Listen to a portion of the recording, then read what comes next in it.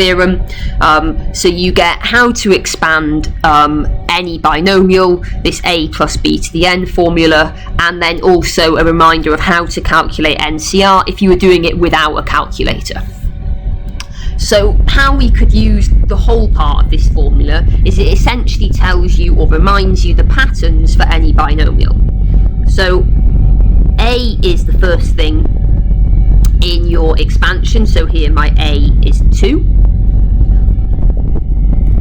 and then b is the second thing in the expansion, so here my b is negative 3x, and then you also have n, your power, which here is 4. So if I wanted to just write out the expansion of a binomial, I would start with this pattern.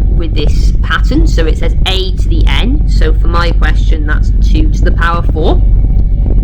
Then nc1. So for me, that's 4c1. Then what happens next is the power of a goes down by 1. So now I would get 2 cubed instead of 2 to the 4. And I now have a b as well. And if you've got negatives, make sure that you use brackets for those negatives. Then we have another plus, and then what we need to do is keep the pattern going. So you can look at this general term, but keeping the pattern going is the important thing. So the next in the pattern will be 4c2, then the power of 2 goes down 1 to 2 squared, and the power of the b goes up 1. And we can keep that going.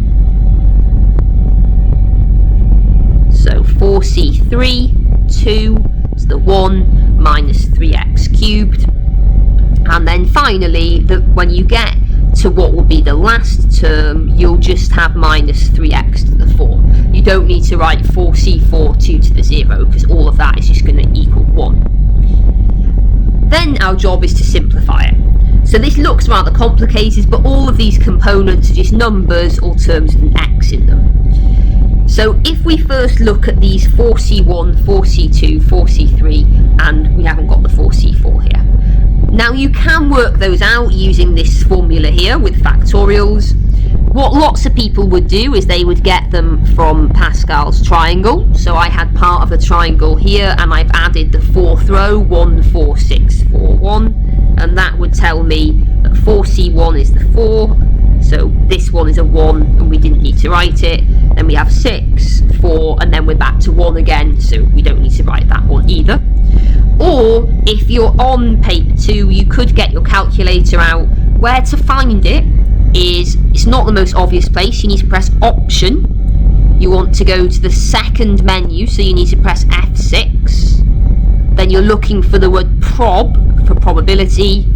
And then we can see NCR is on my screen there. So if I typed in 4c1, it would tell me it's 4. If I typed in 4c2, it would tell me it was 6, and so on. But you'd have to do that for every single one, which is why the triangle is pretty helpful if we want all of them. Then what we've got left to do is to simplify things. So 2 to the power 4 is 16. Then we have 2 cubed, which is 8, minus 3x. 2 squared is 4, and I'm using dots here to indicate that I want to multiply these numbers. You don't have to, you can use brackets if you want. I recommend not using multiply because it makes your working a bit messy. Be careful squaring negatives, because the square of minus 3x, I need to square the minus 3 as well to get 9. And here we have 2, here we'll have minus 27x cubed. And finally, you might need a calculator for the next one, but 81x4. And then we have a little bit more simplifying to do, and you might need a calculator for some parts of this. So, for example, 4 times 8 times negative 3 is minus 96, so minus 96x. And then we have 6 times 4 times 9, 216. Squared, and then 4 times 2 times negative 27 minus 216. So let's just change that plus to a minus, x cubed, and then finally our 81x4, and we've done the whole expansion. But that's quite a lot of work, So usually in an exam, they won't ask you to do the whole thing. They'll just ask you for one particular part. And that is where this bit here becomes really important, because it can save us a bit of time if we only want one specific part. So for example, this question here says find the term containing x cubed in the expansion of 2 minus 3x to the power 8. So this term here, NCR, a to the n minus r, b to the r. So first of all, our a is 2, and our b is negative 3x. And our n is 8, because the power in our binomial is 8. So what we need to decide is, what is this r? The r part confuses a lot of people. I often encourage people just to kind of put a little line here. We need to put a power in.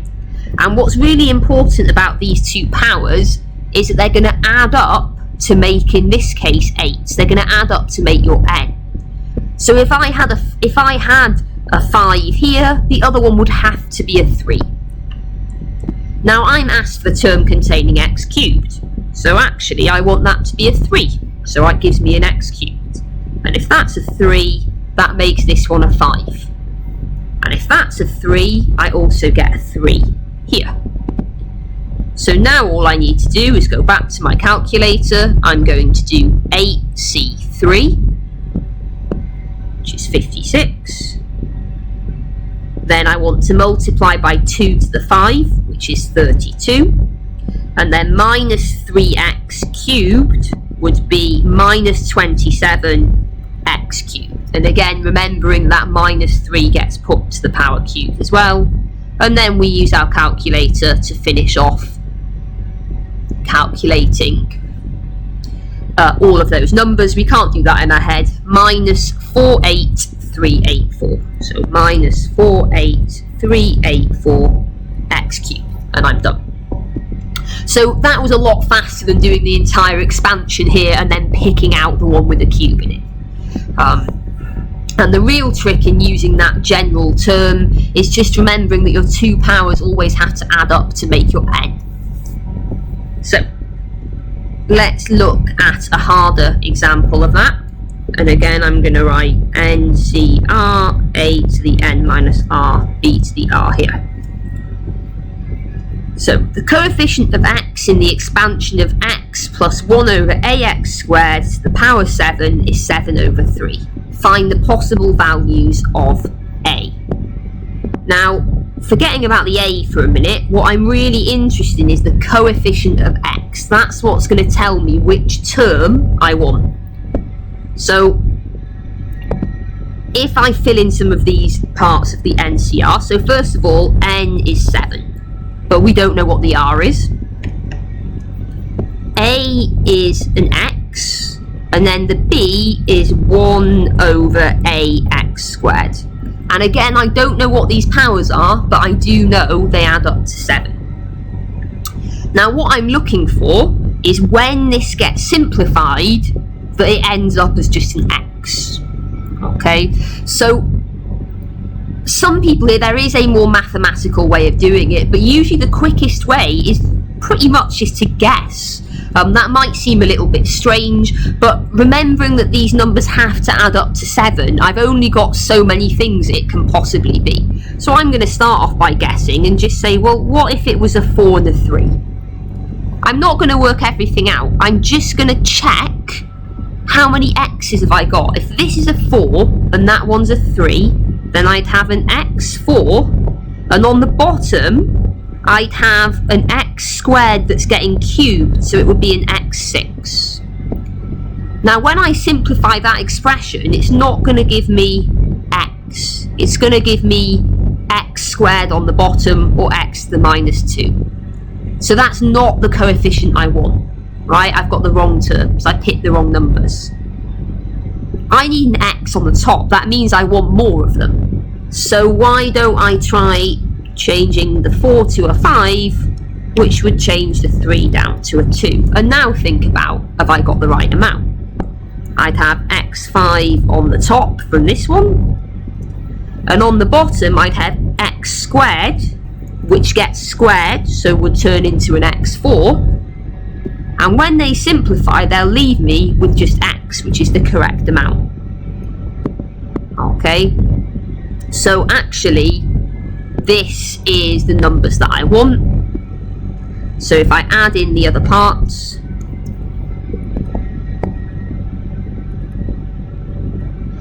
the a will get squared as well, and now we know we need 7c2 to match the 2 there. I don't know the value of 7c2, so I'm actually also going to set up my equation at the moment. This term, when I've simplified it, is supposed to be the same as 7 over 3x, because coefficient of x is 7 over 3, means the term is 7 over 3x. So the x5 and the x4 cancel and leave me with just x, and then we have over the a squared. Sorry, my pen's being a bit wobbly, so let's just go x1 over a squared, and I can get my calculator out. 7c2 is 21, so 21 is that part, and so we can say that 21 over a squared is 7 over 3. So if I move the a squared up to join the 7 and the 3 up to join the 21, and then a squared would be 63 over 7, which is 9, and we can get to our final answer. A is 3, but just note the question, possible values of a, plural, which means we can have 2 plus or minus 3. So although it might seem a little counterintuitive to you there to be guessing, as it were, numbers, you're not really guessing exactly, in the sense that you're not going to have to guess forever. If you don't pick the right pair to start with, you're very quickly going to get to the correct pair by just adjusting your idea. And that is usually the fastest way to go about doing these. Bearing in mind that your power up here is, it's not going to be 173 in an exam question. It's going to be something reasonable. Okay, so if you pause the video there and have a go at the questions just below, and then tune back in to check the answers, and I'll see you in a minute. Okay, welcome back. So let's check the answers of the questions we've got here. So question 1, the easier of the two, find the coefficient of x7 in this expansion. So our a is 2x, and our b is minus 3, and our n is an 11. So in our general term, we just need to decide what these powers are. We asked for the coefficient of x7, so we need the 2x to get a 7, which means the minus 3 will get a power 4, and we get a power 4 there.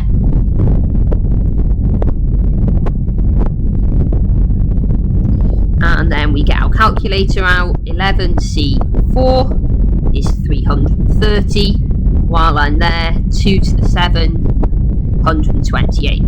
So 330 times 128x7 minus 3 to the power 4 is minus 81, but again, you might want to do it on your calculator, and then bring it all together. 330 times 128 times negative 81, and we get that big number there, minus 3421440.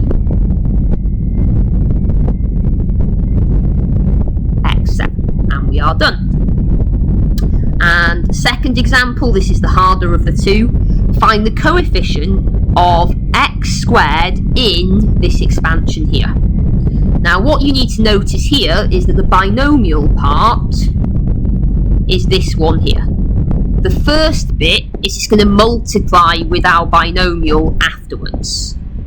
And there are two parts that are going to multiply with our binomial. One of them is the x squared, and one of them is minus 2 over x. So what I want to think about is, we'll take the minus 2 over x first.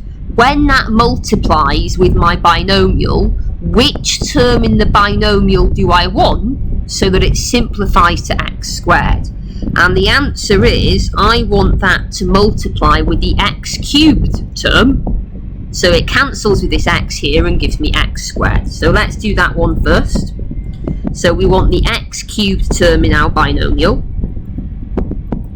So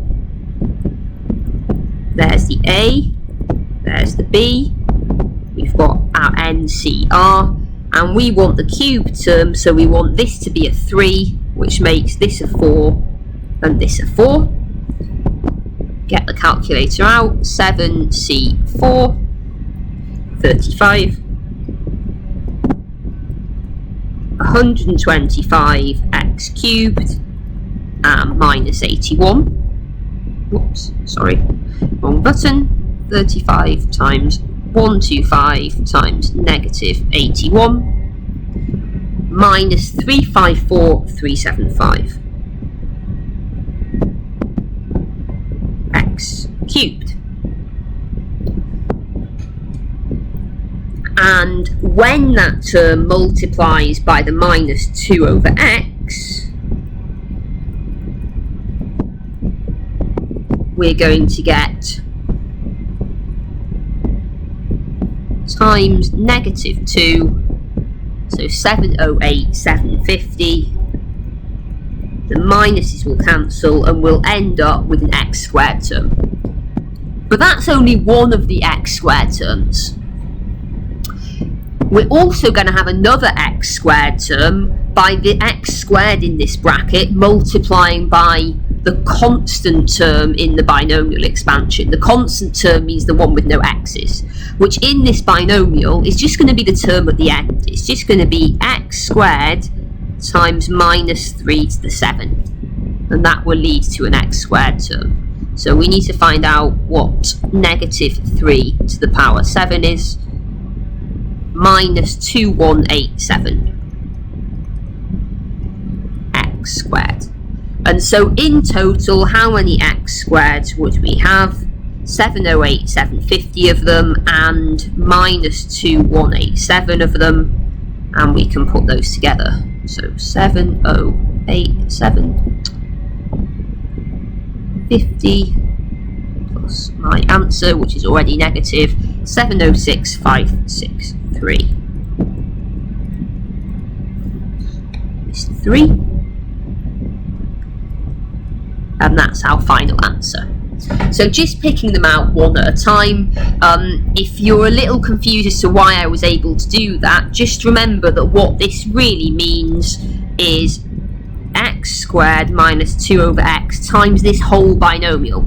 So 5x to the 7 plus 7c1, 5x to the 6 times minus 3, 7c2, 5x to the 5 minus 3 squared, on and on. And this x squared is going to multiply with everything here, except most of the things it multiplies with are not going to give an x squared term in the end. This first one is going to give an x9 term, and then an x8 term, and then an x7 term, and so on. So it's not that those terms don't exist, we're just not interested in them. The only one that will give us an x squared part that we care about would have been the final term in that binomial expansion, the minus 3 to the 7. And if I was to do the same thing with the minus 2 over x, it's going to give me the wrong amount of x's all the way up until that term in x cubed. So it's much quicker to just think about those in the first place rather than write this entire expansion out.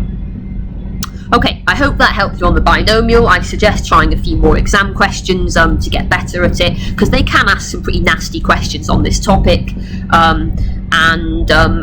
I think that's the last of the videos in this topic for now.